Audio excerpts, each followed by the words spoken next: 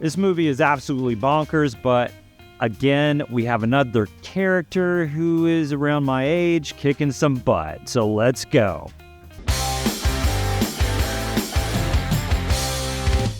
So marketing, first off, can we stop saying things like from the producers of John Wick or from the creators of Smile when promoting a movie? Does this even still work to get moviegoers to the theater thinking that they're going to see the exact same movie? It's not. It doesn't help. It doesn't work. Let's stop doing this. Fight or Flight has Josh Hartnett returning to the screen as a leading man after last year's suspense thriller Trap.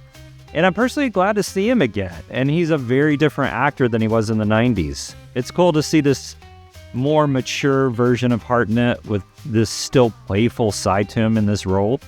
Hartnett plays Lucas, this ex-Secret Service agent who's stuck in Bangkok after being framed for something that he didn't do, and is called back into the game due to the fact that he's the only one who can do the job, which seems to be the case in pretty much every movie of the genre. Lucas is called in by Catherine Brunt, played by Katee Sackhoff, to find a terrorist who's just called Ghost due to the fact that no one knows what they look like.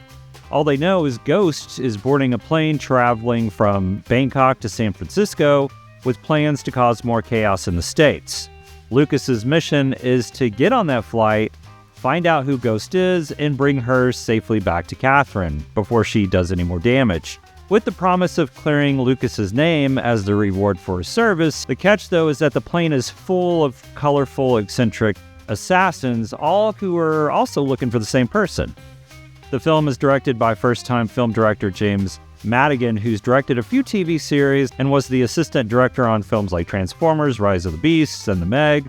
And now he's got his first feature film under his belt, and he does a pretty good job. The film again markets that it's produced by the creators of John Wick, which is only tagged that to get people in the theaters. So if you're looking for a John Wick story, you're gonna be disappointed. But if you're looking for a sort of satire action comedy version of John Wick, but a little watered down, maybe, then you're probably in the right place. You can't take this film too seriously, and the creators of this film don't expect you to. With the first 20 minutes, you hear the classic Willem scream, letting you know, just sit back, relax, don't try to think too much during this film. And if you don't know what the Willem scream is, it's worth a Google and a really fun part of film history. The film sort of makes fun of itself and the genre in a lot of ways, but not as obvious as a satire like The Naked Gun or Airplane. Ever been in a cockpit before? No, sir, I've never been up in a plane before. You ever seen a grown man naked? It's in your face and over the top, but that's the way it lets you in on the joke. The first scene shows you the chaos of everyone fighting on the plane all at once. That's actually at the end of the film before it takes you back 12 hours.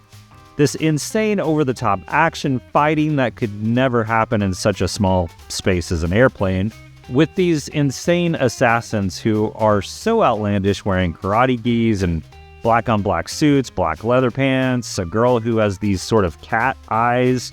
Every assassin that Lucas has to go through looks straight out of a video game, with eccentric personalities like the guy sitting next to him, who's named Cayenne, who is also an actor/dancer, a whole group of triads, and pretty much every criminal assassin trope that you can think of.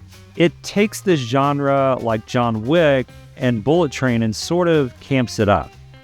There's a lot of action in this film, and it's actually a lot of fun and creative. It's very over-the-top bloody. It's a very bloody film that you would like see in a horror film, but again, it's all camp. The fight scenes were shot incredibly well in such a small space, and it makes you feel sort of claustrophobic and trapped, like one of the pedestrian passengers trying not to get in the way of the chaos going on around you. There looks like there was a lot of coverage shot for this film, and probably a lot of takes, because there are a lot of camera angles for each fight scene. And of course, there are a lot of insert shots of bottles being cracked over heads, and one of a wine glass stem going into the eye of a triad assassin. But the coverage was done really well, along with very, very fun choreography of the fight scenes, which made the fights crazy but still believably entertaining. But also realizing how outlandish the fights were made it even sort of more fun. I enjoyed a lot of the humor in the film. It had some pretty entertaining dialogue, but I was hoping for something a little more clever, like lines from a Quentin Tarantino film, a little smarter, a little more clever and funny that you'd see in films like Pulp Fiction or Inglourious Bastards. Each and every man under my command owes me 100 Nazi scalps. And I want my scalps.